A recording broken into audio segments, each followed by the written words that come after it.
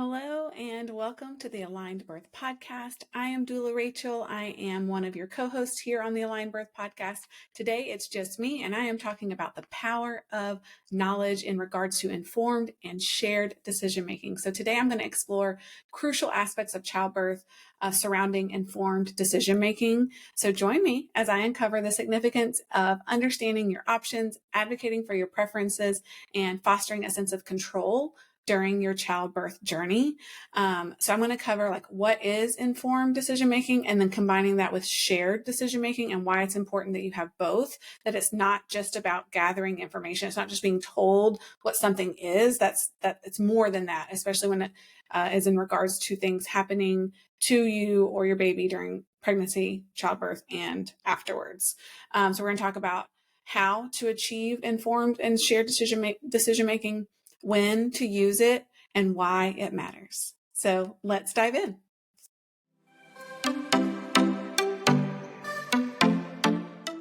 Welcome to the Aligned Birth Podcast. I'm Dr. Shannon, a prenatal chiropractor. And I'm Rachael, a birth doula and childbirth educator.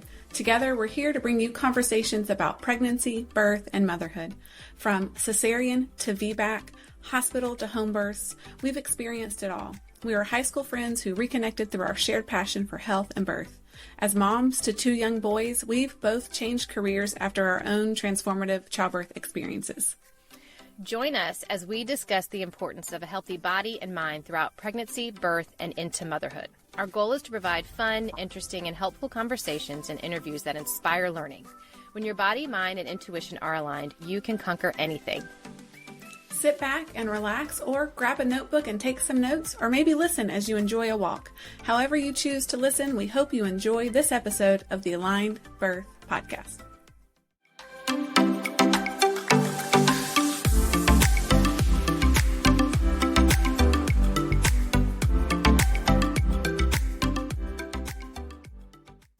Before we get into the episode today, if you enjoy the content of this podcast, we would greatly appreciate your support in one of three ways. First, leave us a review or give us a 5-star rating. Your feedback helps us reach more listeners and make a bigger impact. Second, you can sign up for our newsletter. By doing so, you'll be the first to receive new episodes and exclusive bonus resources straight to your inbox each week. Lastly, you can become a direct listener supporter. Running this podcast requires significant time, effort, and resources. Your contribution, no matter the amount, helps us continue providing valuable content to a wider audience. Simply use the links in the show notes to make your donation, sign up for our newsletter, or leave us a review. Every contribution matters and is sincerely appreciated. If the Aligned Birth Podcast is a part of your weekly routine and you love what we are doing, please consider supporting us through one of these three options. Your support will create a ripple effect, allowing us to reach more listeners and make a lasting difference.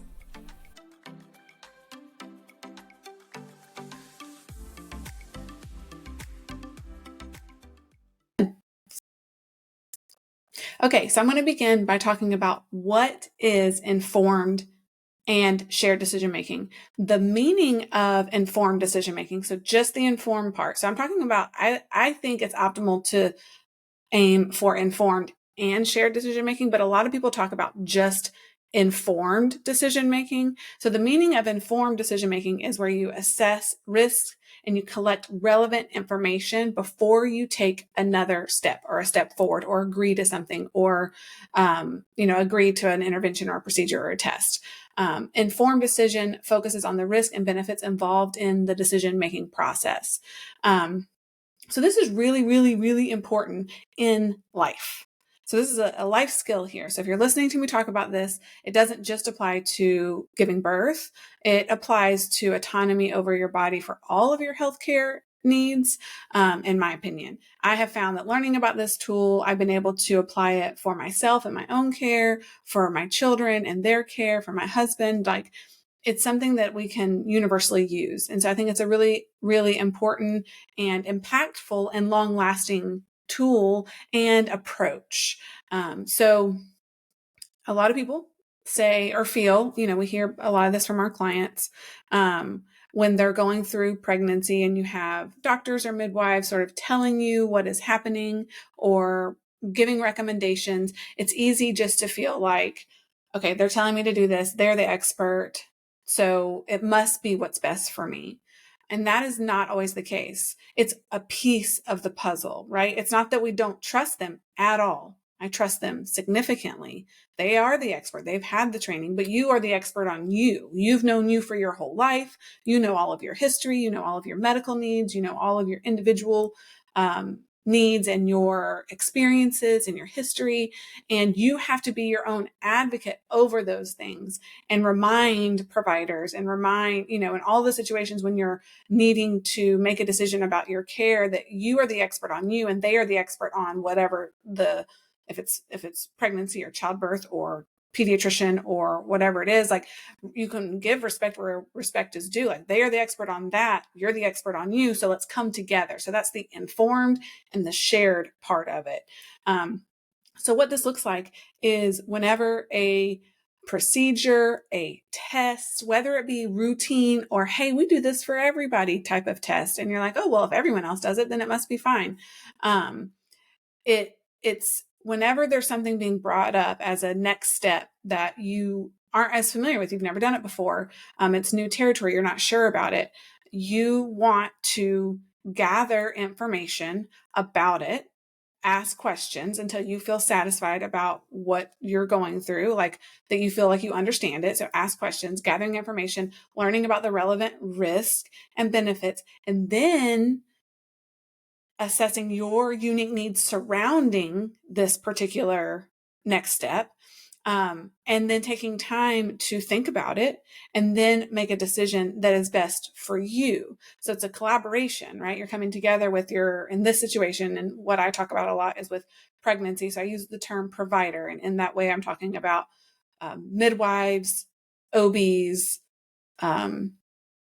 doctors, so your nurse, people like that. But it can really apply, like I said earlier, pediatricians, your general care provider, your gynecologist, if you're going for, you're having to go see a cardiologist, and where it can apply to any situation or scenario.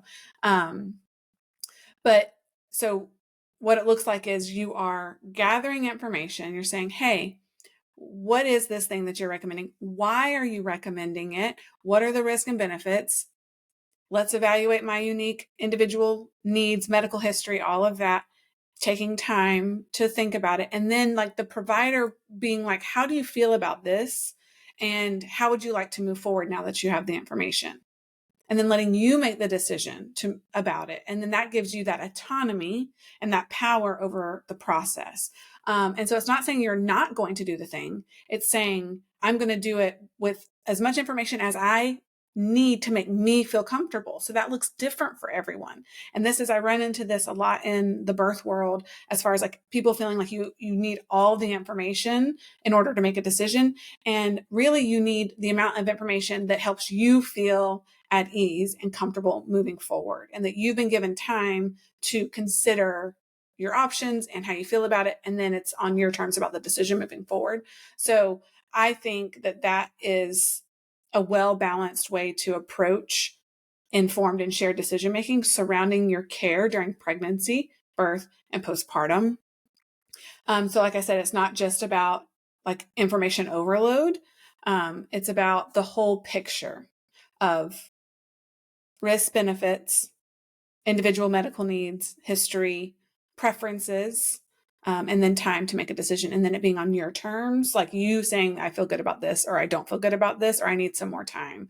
And then having a provider who is supportive of this formula or this dialogue, right? That is also really important, because sometimes if you feel like it's not safe or you aren't comfortable having this kind of a conversation with your provider, then would be considered like a concern or a red flag that provider may not support you overall.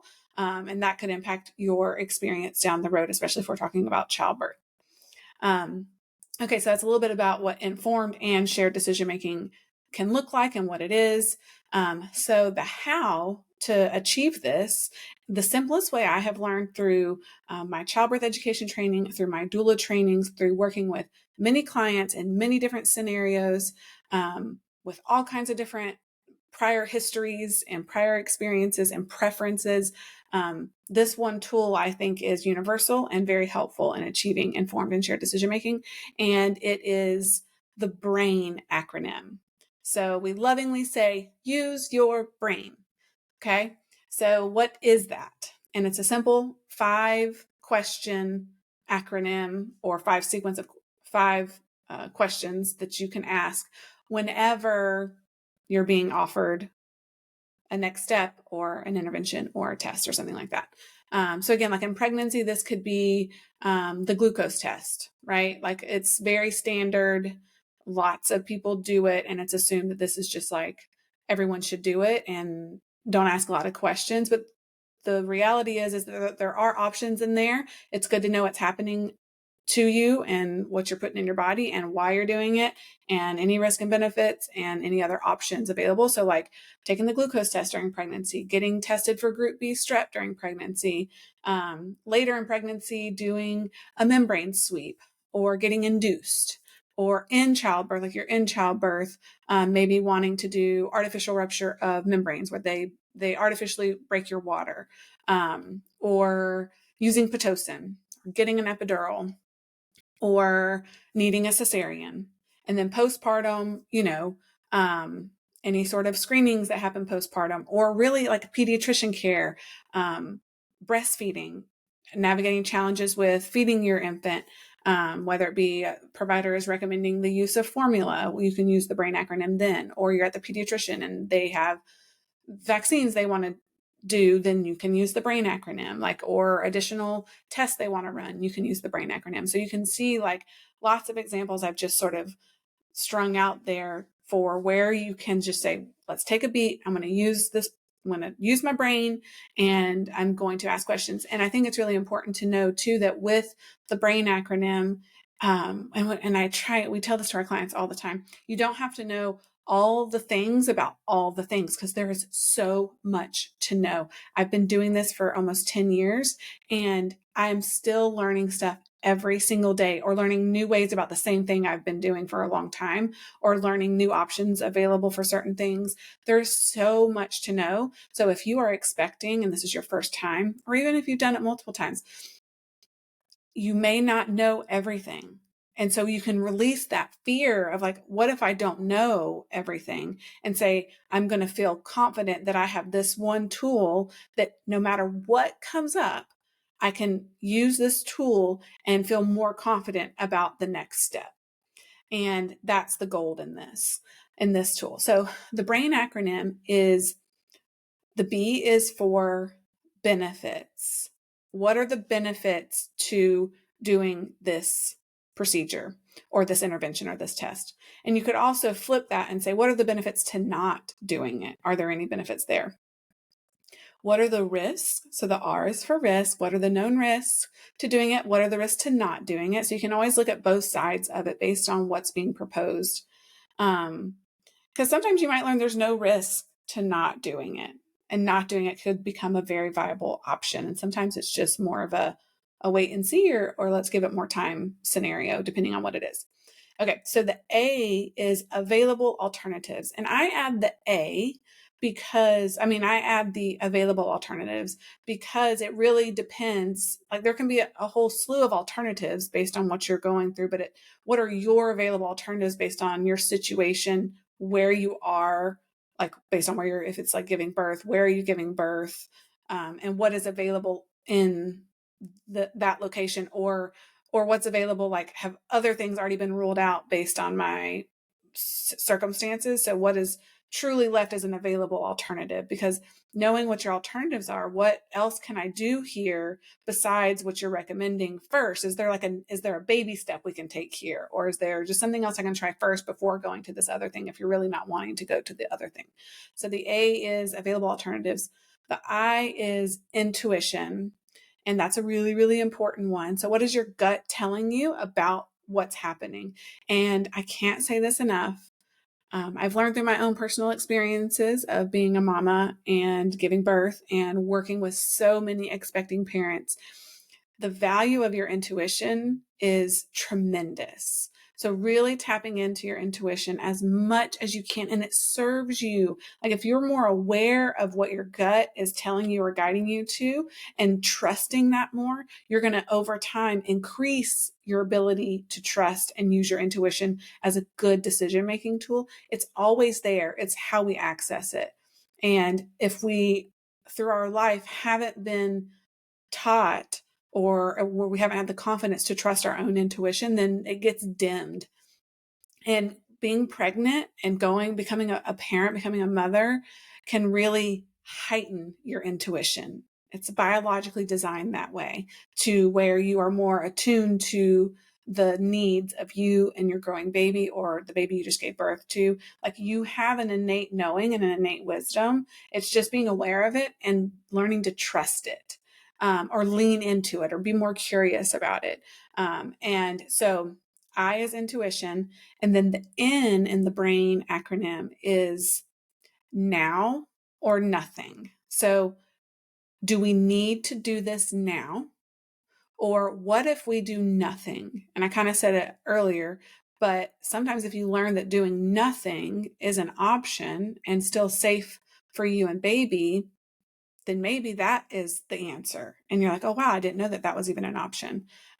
Or if we don't have to do it now, can we wait an hour or two or a day or two? And that can look like in labor, waiting to artificially break your water.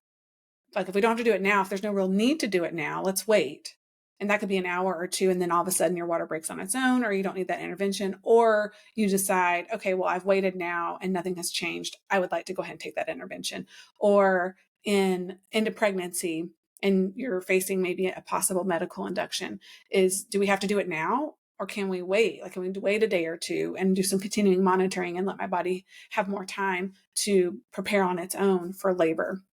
And then maybe there's no risk there. And you learn that through asking this. You're like, okay, well, great. Let's do that.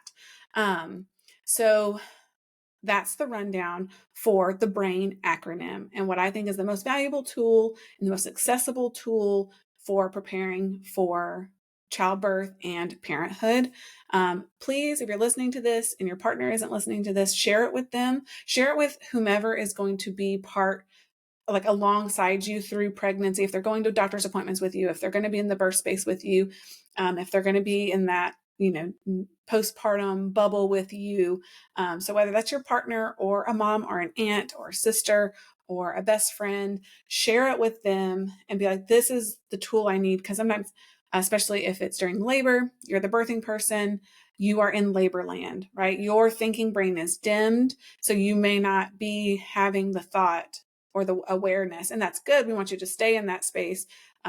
But having people around you familiar with using it so that you're not the one having to do it while you're in labor can be really, really beneficial. So share this with your birth support team, specifically like a partner or the person who's going to be right alongside you through this journey. And it can be really, really helpful all along the way. So when to do it, and I've sort of touched on it a little bit already. So think your doctor visits, your midwife visits, anything prenatally where you're going in and you're seeing a provider, be it a nurse, a PA, midwife, a doctor, an OB, a GYN, pediatrician, whomever. Whenever you're in a doctor's appointment, y'all, I promise, I know how hard it is.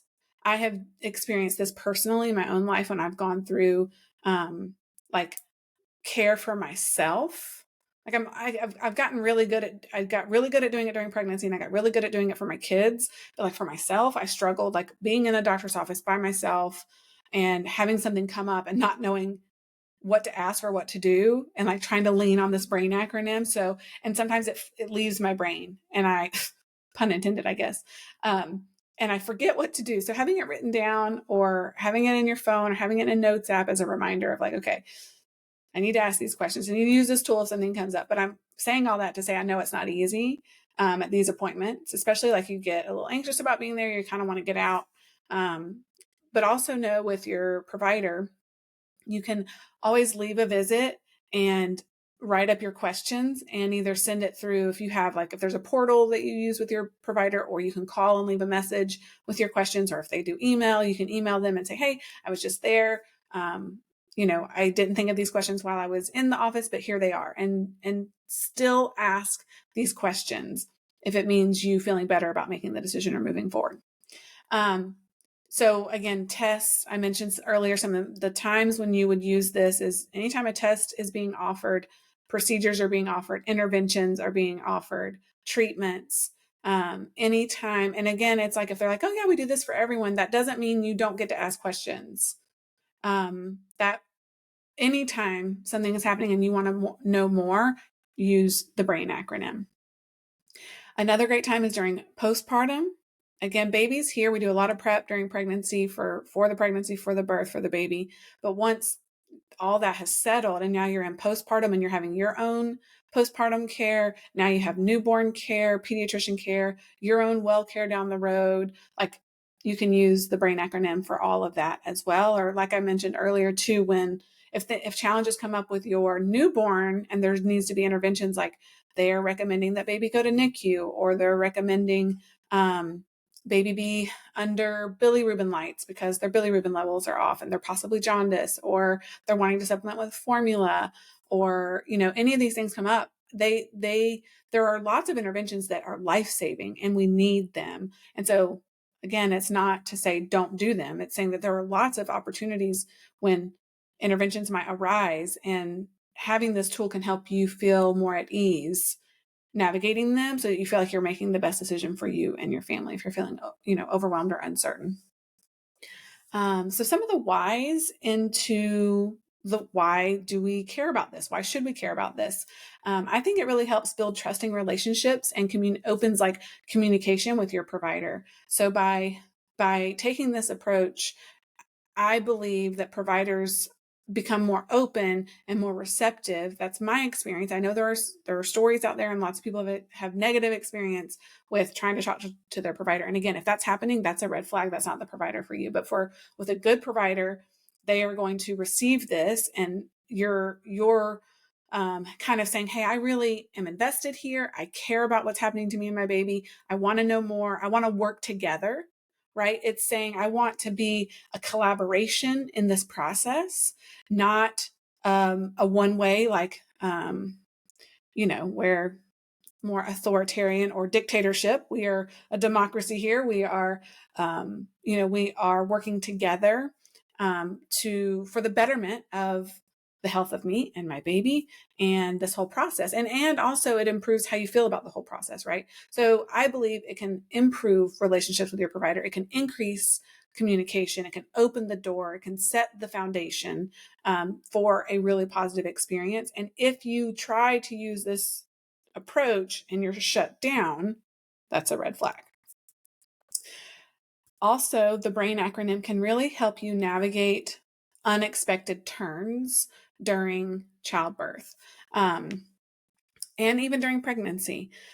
It is a way to say that no matter what comes up, if I use this tool, I have a better chance at feeling better on the other side of this, at having a positive experience despite unexpected turns. And one thing I can tell you for sure about childbirth is that it's unpredictable.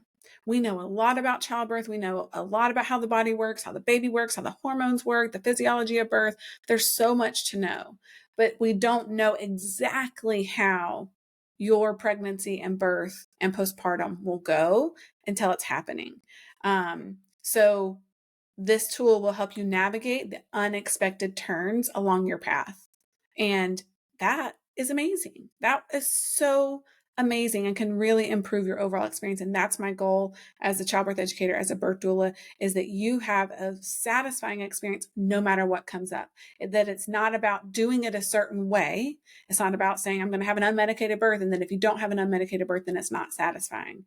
It is like you can have the birth that like checked all the boxes off of your preference list and still not feel good about it because you either didn't feel like you were supported, you didn't feel like people were listening to you, you didn't feel autonomous. And so that's what creates the negative experience, right? And you can have a very empowering medicated experience because you took this approach. So knowing if you are facing some of these unexpected turns, that you can use this tool and it can help you feel more empowered, more satisfied, more in control. And again, it's all about how much you need to know to feel good about it moving forward, not like you have to know all the things. And another big why behind the BRAIN acronym is the power behind the intuition, the power behind how the BRAIN acronym includes and puts a big emphasis on your intuition. The decision-making dance of how much do I need to know to feel more confident about this? What do I need to know? How am I feeling about it? What are my preferences? Have those preferences changed? Trusting your care provider, trusting people who are giving input, such as your doula or your partner or your mom, like this dance that occurs through this whole process is what can increase anxiety and fear, or it can help calm those fears. And so finding that balance is what we're going for. And I believe that the BRAIN acronym can help you do that. Aiming for informed and shared decision-making can also help. Another big why for informed and shared decision-making is your postpartum reflections. So how you feel as you process your birth after you've given birth. So when you're processing your decisions and the outcomes, it can help improve your overall satisfaction with your experience when you're looking back on it and you're like, well, this thing came up that I wasn't hoping for, that I wasn't expecting, and I used these tools. I listened to my intuition. I asked for help. I communicated. I leaned on my team. I felt heard. So I'm bummed that this happened, or I'm really disappointed that this one thing happened. But overall, I feel good because I had support through the process, and that I advocated for myself, and I use these tools. So it's two things being true at one time, and it can really help in the processing of your birth when you are able to kind of look back and have these points of like, okay, I really felt heard here. I really felt like I had shared decision making here. I really felt like I took ownership of my birth here. I really felt safe during this thing that happened. So it can really be an important tool as you are processing your birth as well. So there you have it, a comprehensive exploration of informed and shared decision-making in childbirth, a process that empowers parents to take an active role in shaping your birth experience and your postpartum experience too. So thank you for joining me today on the Aligned Birth Podcast. Remember to subscribe and share, and tune in next week where we continue to share all about pregnancy, birth, postpartum, motherhood, and beyond.